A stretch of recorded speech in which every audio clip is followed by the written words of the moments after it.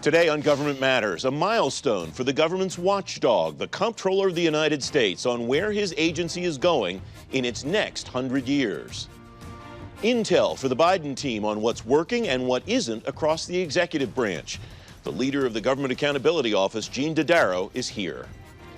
And the #1 story of the week, the riot at the Capitol, the national security nightmare no one's talking about. Government Matters starts right now. From Washington, D.C. and around the world, this is Government Matters with Francis Rose. Thanks for watching the weekend edition of Government Matters, the only show covering the latest news, trends, and topics that matter to the business of government. I'm your host, Francis Rose. One of the government's most trusted organizations is celebrating a birthday this year. The Government Accountability Office is turning 100 in 2021. Dodaro is Comptroller General of the United States, leader of the Government Accountability Office. Gene, welcome. Thanks very much for coming back on the program. I want to start by killing a rumor. There is a rumor going around that you've been at GAO for the entire 100 years of its existence. I have found a photo. The earliest photo of you I can find is from the 80s. How long have you actually been at GAO, and how has GAO changed since you started there, Gene? Well, Francis, I've been at GAO now about 47 and a half years. I came right out of college in 1973. Watergate hearings were underway. It was very interesting at that time. GAO was in the midst of its evolution from financial management issues being our primary focus to a focus on performance auditing, which is what we're known for today, which is evaluating programs, making sure they're efficient and effective, accomplishing their objectives. And so we were in that transformation, and it continued for a while. And then we started to move away from not only looking at individual programs, but the entire management operations and infrastructure of agencies. And then we were advising the Congress on some government-wide management reforms, like the Chief Information Officer Act, the Klinger-Cohen Act that set up CIOs across the Government Management Performance Act. And so we got involved in many more, management issues.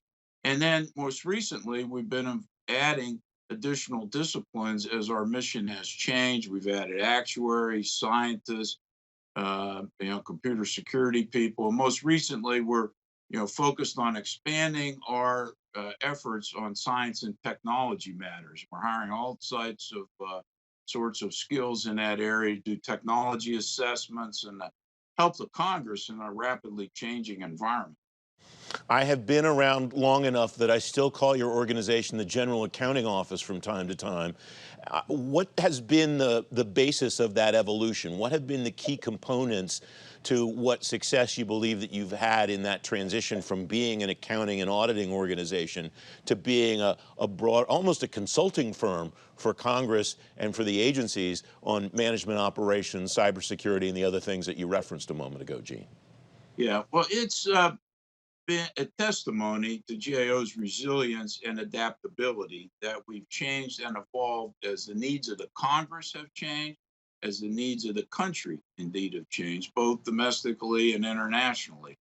And so we've always had a strong commitment to two principles that have held us in good stead over time, Francis. One is to have a dedicated, talented workforce.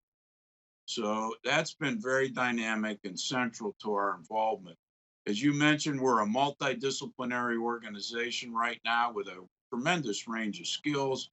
We have also arrangements, for example, with the National Academy of Sciences to help us in the science and technology area. But our workforce has been tremendous, and it's a testimony to the both past and current GAO workers during that period of time.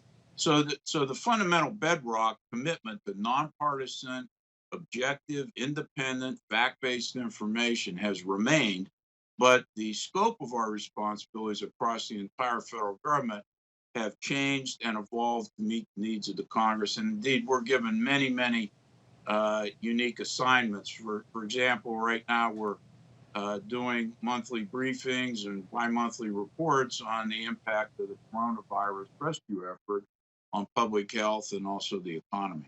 What resources do you need to continue the momentum that you're outlining here, Gene? Well, I've continually advised the Congress that we could use some additional resources. Congress has been very supportive. They've given us resources to expand in the science and technology area most recently. And in our Office of General Counsel, we're getting a lot of questions about appropriation law matters and other legal assistance that the Congress has been required. I'm going to continue to request additional resources to expand in the science and technology area and also in cybersecurity, Francis. As you've known from our past discussions, I've long been concerned about cybersecurity. We initially designated it as a high-risk area across the federal government in 1997. We added critical infrastructure protection in 2003. We're still, as a government, not operating at a pace commensurate with the evolving threat in that area. So I want to have some additional resources in that area as well. Gene, you're one of the few leaders in government that serves a 15-year term. You still have about a third of your term left, and I want to talk about your agenda for the agency moving forward. More of my conversation with the Comptroller General of the United States, Gene Dodaro, when Government Matters continues. You're watching ABC 7.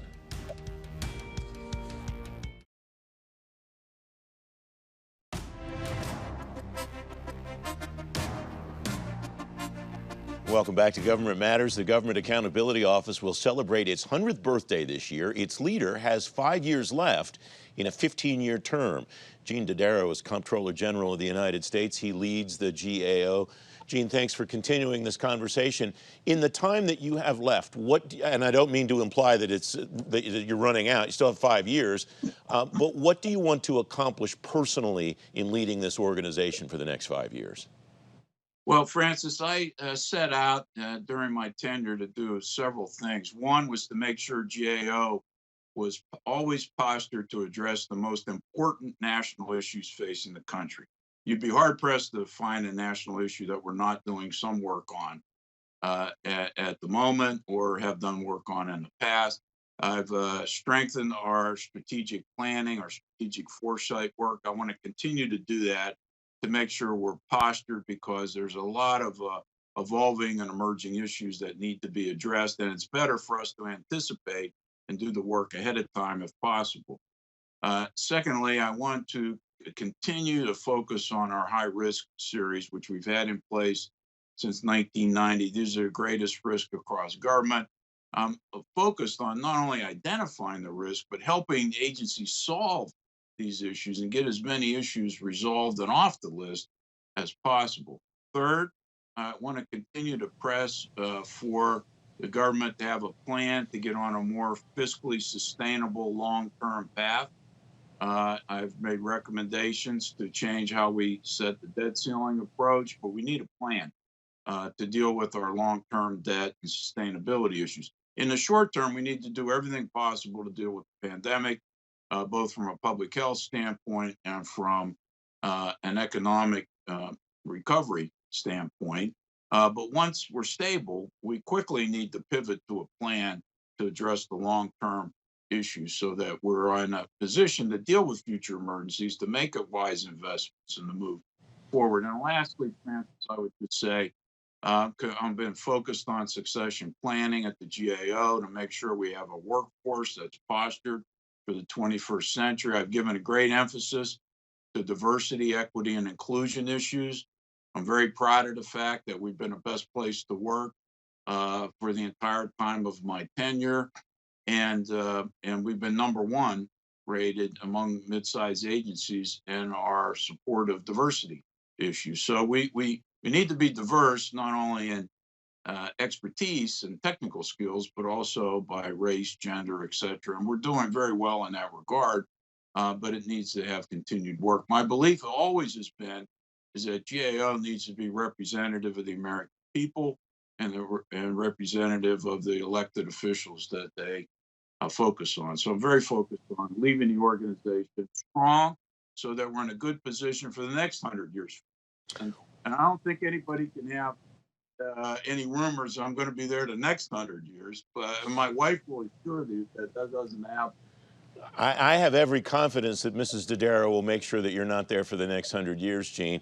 What have you done personally, though, individually, or what have you done collectively to make sure that GAO stays where it is? Because I know personally, anecdotally, the evidence that I see is that morale there is very good. People like to work there. People want to stay there for a long time. What do you think the reasons for that success are? Well, the reasons are an unwavering commitment to public service and the ability at GAO to make a difference. We've worked to help save hundreds of billions of dollars, make thousands of improvements in public safety and other important operations of the government, and so it's a very satisfying job. But there are several things that are key, Francis. Number one, I work hard to have good bipartisan relationships with Congress. We need the outreach. We need to have a solid foundation that reinforces our nonpartisan status, that understands what the priorities and issues are of the Congress as responsive so that they will act on our recommendations, which they do on a fairly regular basis. So we need to press forward there. Within the organization, communication is very important. Since we've been in this pandemic, I've and my executive committee, we hold town hall meetings on a monthly basis. In the beginning, we were doing it every couple of weeks to communicate with all GAO people in conference calls and in communications, etc. We take very seriously employee feedback that we receive. We've got good relationships with our union and all our employee groups. So I'm very, very committed to the GAO people. We have one of the most talented, dedicated workforces among audit organizations in the world, Francis. And I do a lot of work internationally to try to help audit organizations in other countries develop their capacities, as well as state and local auditors here and the IGs. But we have just tremendous people, and I care for them as I care for my own family. And it's very important that they understand that, and they know that I'm looking out for their well-being and also the well-being of the organization as a whole to continue to effectively accomplish its mission for supporting the Congress and carrying out their constitutional responsibilities, but also concomitantly improving the performance and accountability of the federal government for the benefit of the American people. And people appreciate that. Gene Dodaro, thanks very much. I appreciate your time today. Congratulations on 100 years of work at the Government Accountability Office, not all by you. Thank you, Francis. I appreciate it. My best wishes go to you and your family. Take care. Up next, the #1 story of the week, straight ahead on Government Matters, chaos at the Capitol and the potential national security risks. You're watching ABC 7.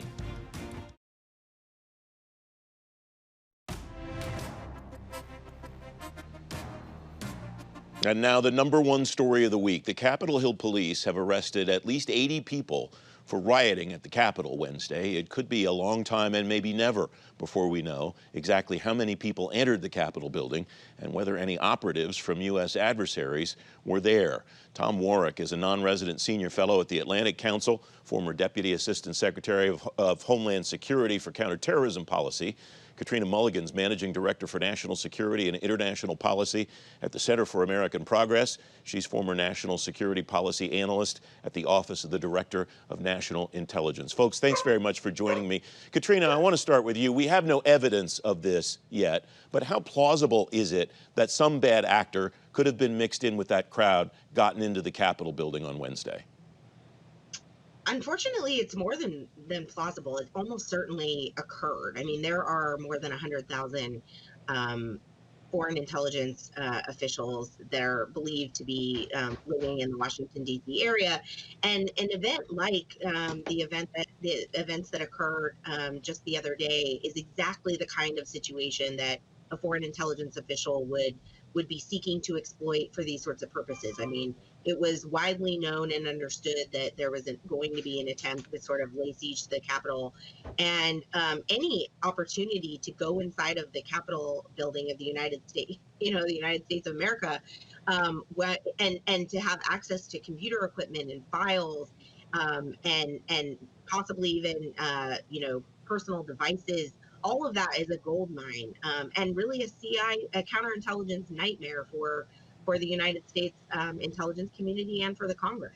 Tom, there are two risks, it strikes me. The risk is what someone might have taken, and the other risk is what someone might have left behind, both from a cyber perspective and a kinetic perspective.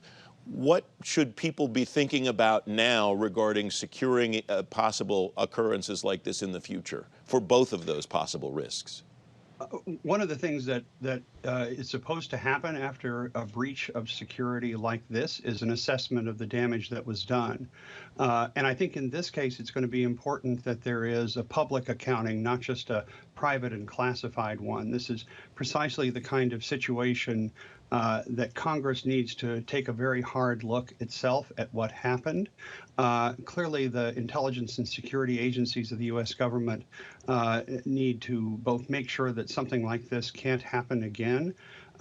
There are, as you would well imagine, a number of security measures that were in place that protect some of the more sensitive systems on the Capitol grounds. And the way lockdowns are put in place is to try to secure some of those areas first. But I really do want to emphasize what Katrina said, which is adversaries can pick up things that are not in and of themselves highly classified and put together a very highly classified picture of what the people in the Congress are thinking, doing, and especially planning, because that knowledge of what Congress might be doing in the future is hugely important to our adversaries, and even countries that we wouldn't think of as adversaries that really want to know what is Congress planning on doing about human rights abuses in China. What is the plan for how the Democrats who are coming into office would recommend to President Biden that he handle some of these sensitive national security situations in the Middle East with Russia. These things are going to be highly interesting to our adversaries, and they don't have to go after the most classified secrets. They can go after, as you say, cell phones, laptops, papers left on desks as people are evacuated. And that's why this is such a dangerous situation. Katrina, as Tom alluded to, and I believe he's correct, a public accounting of this will be useful. But how expansive and how feasible is that, given the potential sensitivity of some of the information that's involved? I mean, the simple reality of any counterintelligence investigation is you don't know what you don't know. And so, what we do know is that hundreds, if not thousands, of people, unauthorized individuals, were in the Capitol, were in chambers and offices, had access, unfettered access to equipment. Some of it sensitive, some of it not. But it is very difficult to know with any kind of certainty without doing total forensic analysis. All it takes is the right thumb drive and 15 seconds. And, it's not just about what they may have taken the day they were in the chamber. It's also about what they may have installed on systems that will have to be replaced, and what they may have gotten access to, files and data from long ago, or that could extend far into the future. Tom, that was something that occurred to me on Wednesday afternoon in the wake of the SolarWinds cyber hack. We don't know what and that's the reason I mentioned earlier, we don't know what somebody might have left behind, plugged into some system or something like that that's opened a back door. Is there a way to ascertain through forensics or some other technique that we can say without a doubt at some point in the future all the systems are now secure again? I wish there were. In fact, there are methods and techniques that the government has that go beyond what's available to ordinary users like us to protect our home computers. But this shows why it's important for the executive branch to really have a handle on civilian network cybersecurity. The whole SolarWinds episode showed the danger of illicit access to unclassified government systems and what an intelligence goldmine that was for Russia. The other thing, too, I want to point out that as bad as this is, the one thing that it will also do is enlighten our adversaries into what they should try to do. God forbid there should ever be anything like this happening in the future. So even for those security services who are a little slow and didn't think of this as an exploitation opportunity, I guarantee you there are people in foreign capitals right now figuring out how they would try to better exploit the next time something like this happens again. And so that's why it's so important that the strongest measures need to be put in place now, both to monitor groups that might cause such a demonstration as this, and to make sure that any future incident like this is prevented from getting access to these kinds of even unclassified systems. Katrina, 30 seconds. What will you watch moving forward? The costs. I mean, I think we already have seen completely unacceptable costs in terms of losses of lives and loss of confidence in our democracy. But I think as Tom and I were just talking about, there are these other costs that we need to factor into what just occurred. Even just down to the replacement of, computer systems across the Congress, which is what I would be recommending, because it's the only fail-safe way to be sure that we aren't, continuing to be compromised. Katrina Mulligan, Tom Warwick, thanks both very much for joining me. I appreciate your time. Thank you. You're welcome. Don't forget, if you miss an episode of Government Matters, you can find it on our website, govmatters.tv, and you get a preview of every one of our programs by signing up for our daily program guide. You just text Gov Matters to the number 58671. I'm back in 2 minutes.